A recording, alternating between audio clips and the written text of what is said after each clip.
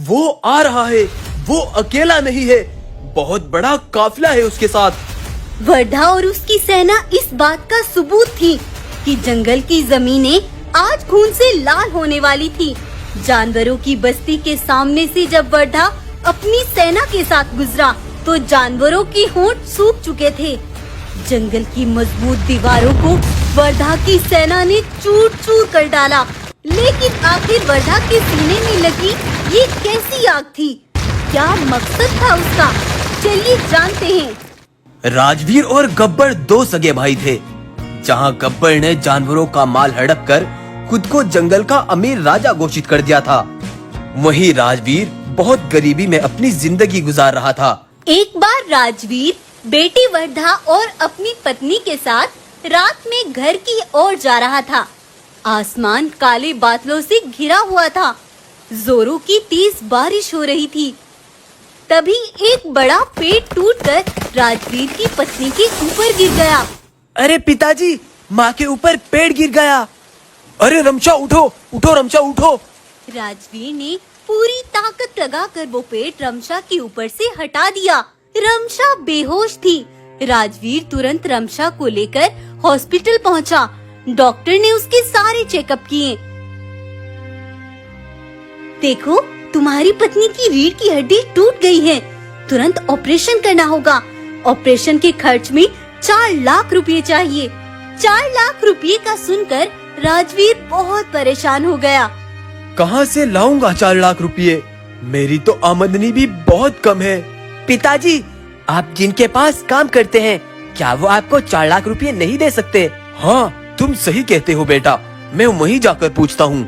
राजवीर ने आज तक जहाँ काम किया वहाँ के मालिक को जाकर सब बताया। देखो राजवीर, तुम हमारे भरोसेमंद और पुराने नौकर हो।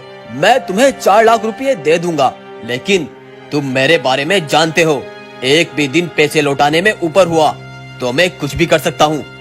राजवीर ने 4 लाख रुपए ले लिए, लेकिन उसे 4 लाख रुपए लेते राजवीर के भाई गब्बर ने देख लिया। 4 लाख रुपए?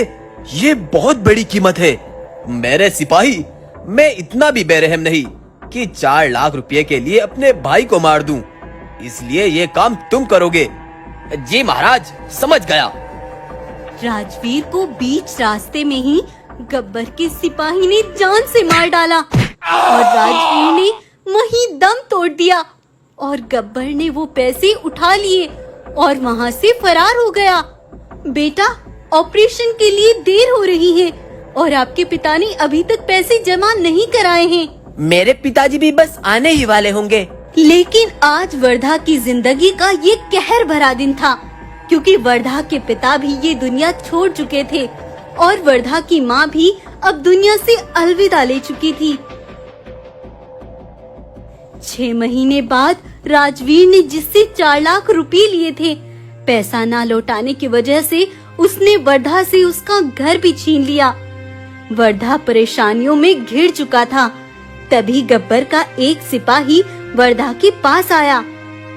वर्धा, उस दिन वो पैसे और तुम्हारे पिता को गब्बर ने मारा था, यानी तुम्हारे सगे चाचा ने। और मैं तुम्हें ये इसलिए बता रहा हूँ क्योंकि उसने मेरे परिवार को भी मौत की नींद सुला दिया है। मुझे उससे बदला चाहिए। उस गद्दार ने मुझसे मेरा सब कुछ छीन लिया। उसे मिटा कर रख दूंगा मैं। और वर्धा आज इसीलिए एक बड़ी सेना के साथ मिलकर गब्बर का नामो निशान मिटाने के लिए आ चुका था। गब्बर, तुम इतने ज्यादा गिर जाओगे, मैंने कभी सोचा भी नहीं था। जो अपने सगे भाई का कत्ल कर सकता है, वो कुछ भी कर सकता है, लेकिन आज के बाद तुम्हें कुछ भी करने का मौका नहीं मिलेगा।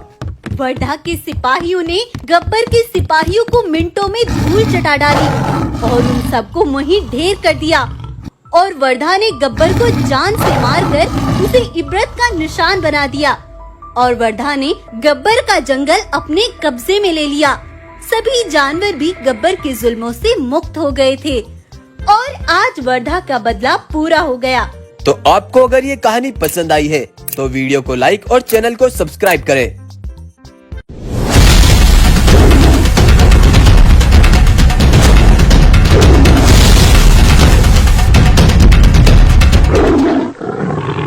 काली नाम का एक बाघ हर रोज जंगल के आखिरी कोने पर जाता और कई सांपों का शिकार करता। काली रोज रोज जहरीले सांपों को खाकर अपने अंदर इतना जहर भर चुका था कि अब जहाँ भी उसके कदम पड़ते वहीं दूर दूर तक उसका जहर फैल जाता। एक बार काली शाम के समय चुपके से जंगल के आखिरी कोने पर जा रहा था। तभी उसे एक गाय देख लेती है और वो उसका पीछा करने लगती है। तब गाय देखती है बाघ अपनी कुछ सेना के साथ बहुत बड़े जहरीले सांपों का शिकार कर रहा है। ये मैं अपनी आंखों से क्या देख रही हूँ? इस काली बाघ की तो सेना भी जहरीले सांपों का शिकार करती है। ये हमारे जंगल के लिए एक जहरीला कहर हो सकता है। इससे पहले बहुत बड़ा अनर्थ हो, मुझे महाराज के पास जाना होगा। दरअसल पिछले कुछ दिनों से काली जहाँ से भी गुजरता वहीं उसका जहर फैल जाता और जब भी कोई जानवर वहाँ घास चरने आता तो वो घास खाते ही वहीं पर गिरकर मर जाता, क्योंकि काली के कदम अब जहाँ भी पड़ रहे थे वहीं पर जहर फैलता जा रहा था और हर रोज जानवर मर रहे थे। कुछ ही दिनों में मैं अपने अंदर इतना जहर भर लूंगा कि उस शिवाय का एक भी जानवर मुझसे बच नहीं पाएगा। काली आखिर क्यों शिवाय के जानवरों को मारना चाहता है और खुद के अंदर इतना जहर क्यों भर रहा है? चलिए शुरू से देखते हैं। दरअसल आज से 5 वर्ष पहले काली बाघ एक छोटी सी झोपड़ी में अपने बेटे सिंटू के साथ रहता था। काली के जीवन का सहारा बस उसका बेटा सिंटू था। काली कभी भी उसे जंगल से बाहर नहीं जाने देता था, क्योंकि सिंटू की माँ उसे जन्म देते ही मर गई थी और काली कभी सिंटू को खोना नहीं चाहता था। वहीं दूसरी तरफ इस जंगल का राजा शिवाय भी अपने बेटे बगीरा के साथ जंगल पर राज कर रहा था।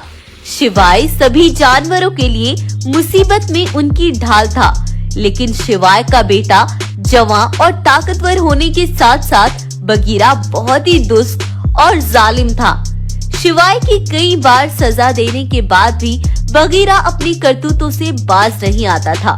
इधर एक बार काली अपने बेटे से कहता है, देखो बेटा, मैं तुम्हारे लिए ताजे भोजन का इंतजाम करके लाता हूँ। बस थोड़े ही समय में मैं वापस आ जाऊंगा, तब तक तुम यहाँ से हिलना भी मत। ठीक है पिताजी, मैं कहीं नहीं जाऊंगा। तब काली सिंटू के लिए जंगल में ताजा मांस ढूंढने के लिए निकल जाता है। अरे वाह, आज तो अच्छा मौका है इस सुंदर वन जंगल में घूमने का। पिताजी तो मुझे यहाँ से निकलने ही नहीं देते। चलकर आज पूरा जंगल घूमता हूँ। इस तरह से सिंटू वहाँ से जंगल में निकल पड़ा, लेकिन बगीरा आज एक भूखे और खूंखार शेर की तरह दहाड़ मारता फिर रहा था। उसे कोई शिकार नहीं मिल रहा था। इधर सिंटू चलते चलते बहुत दूर आ गया और सिंटू के पैरों में आकर एक जहरीले सांप ने उसे डस लिया और सिंटू बहुत जोर की चीख मारकर नीचे गिर गया। वहीं से एक हकीम भालू गुजर रहा था। भालू ने सिंटू की चीख सुनी तो वो तुरंत भागकर उसके पास आया। अरे अरे, ये तो काली का बेटा है और इसके पैर पर तो एक जहरीले सांप ने काट लिया। मुझे जल्दी से कुछ करना होगा। भालू ऐसे बोल ही रहा था कि तभी काली भी वहाँ आ पहुँचा। अरे हकीम भालू, क्यों परेशान हो? कौन है ये?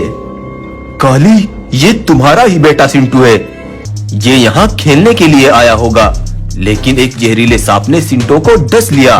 उस सांप का जहर बहुत खतरनाक होता है। सिंटू की पूरी बॉडी में जहर ना फैल जाए, इससे पहले ही तुम जल्दी से जाकर काली घाटी से पीपल की जड़ी बूटियाँ ले आओ। जल्दी करो काली, जल्दी। तब काली तेजी से काली घाटी तक पहुंच गया और जल्द ही उसे वो जड़ी बूटी भी मिल गई। काली तेजी से उसे लेकर लौट रहा था, लेकिन तभी सामने से बगीरा ने उसे घेर लिया। आज सुबह से मुझे एक भी जानवर नहीं मिला। तुझे तो मैं कहीं जाने नहीं दूंगा। देख बगीरा, मुझे जाने दे। मेरा बेटा वहाँ जिंदगी मौत के बीच लटक रहा है। ये झूठे बहाने मुझे ना बता काली। आज तो तू मेरा भोजन ही बनकर रहेगा। काली के मना करने पर भी बगीरा नहीं माना और काली से लड़ने लगा। कुछ देर बाद शिवाय भी वहीं आ पहुंचा। महाराज शिवाय, मेरा बेटा सिंटू एक सांप के जहर से तड़प रहा है और ये बगीरा मुझसे लड़कर मेरा रास्ता रोक रहा है। अगर इसकी वजह से ये जड़ी बूटियां ले जाने में मुझे देर हुई तो इसके जिम्मेदार तुम होगे। बगीरा हट जाओ, काली को जाने दो। तब काली तेजी से वहाँ से भागकर अपने बेटे के पास पहुँचा। ये लो हकीम भालू, जल्दी से मेरे बेटे को खिला दो। तुमने बहुत देर कर दी काली, अब तुम्हारा बेटा जिंदा नहीं है। इसके पूरे शरीर में जहर फैल चुका था, मुझे माफ करना। अब काली की टांगे कांपने लगी। अपने इकलौते बेटे सिंटू की मौत ने उसे तोड़ कर रख दिया। अब काली बहुत गुस्सा हो गया था। अपने बेटे का अंतिम संस्कार करने के बाद वो गुस्से से शिवाय के पास पहुंचा। कल उस बगीरा ने मुझे रोककर मेरे बेटे के लिए जड़ी बूटियां ले जाने में देर कर दी और मेरा बेटा सिसक कर मौत के घाट उतर गया। तुम उसे बुलाकर खुद मारते हो या मैं ही उसे ढूंढकर खत्म कर दूं? क्योंकि ये तुम्हारे ही जंगल का नियम है, मौत का बदला मौत। तुम ठंडे दिमाग से काम लो काली भाई। कल सभी जानवरों के सामने मैं खुद बगीरा को बुलाकर सूली पर लटकाऊंगा। काली तो वहाँ से चला गया, लेकिन अब शिवाय बहुत परेशान था क्योंकि सुबह होने तक उसे अपने बेटे को खुद अपने ही हाथों से मौत की बलि देनी थी। ऐसे ही सोचते सोचते शाम हो गई और रात में जब शिवाय का बेटा बगीरा वापस लौटा तो शिवाय चुपचाप रात में ही उसे एक नदी पर ले गया। तुमने जो किया है उसकी सजा मौत है। लेकिन मैंने क्या किया है? तुम्हारी वजह से काली के बेटे की मौत हो गई और वे कल तक तुम्हें मुर्दा हालत में देखना चाहता है। तुम यहाँ से बहुत दूर भाग जाओ, निकल जाओ यहाँ से, नहीं तो मुझे सुबह तुम्हें खुद ही अपने हाथों से मारना होगा। बगीरा वहाँ से भागने लगा, लेकिन उनकी ये सारी बातें काली के एक सिपाही ने सुन ली थी। सुबह होने पर काली के सिपाही ने उसे सब सच बता दिया। काली गुस्से से शिवाय के पास पहुंचा। देखो काली भाई, मैं बगीरा को मौत की सजा सुनाता, लेकिन उससे पहले ही वो यहाँ से भाग गया।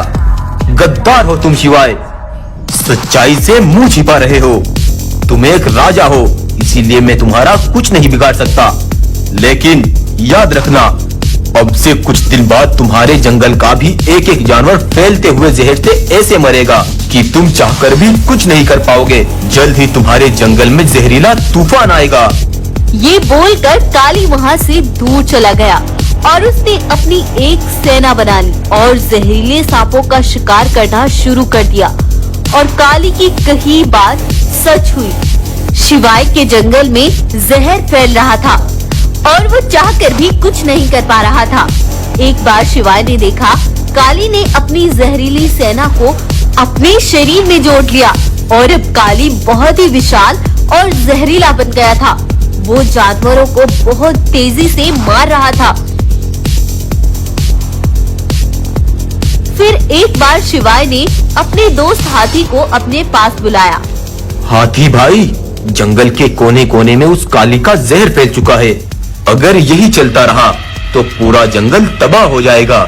इसीलिए मैंने एक उपाय सोचा है, लेकिन मुझे तुम्हारे साथ की जरूरत है। महाराज, मेरी जान भी हाजिर है। तो सुनो, जंगल में ऐसा ही जानवर उसका अंत कर सकता है जिसके नुकीले और मजबूत दांत हो, क्योंकि जो भी उसके शरीर पर लगेगा वो जहर से मर जाएगा।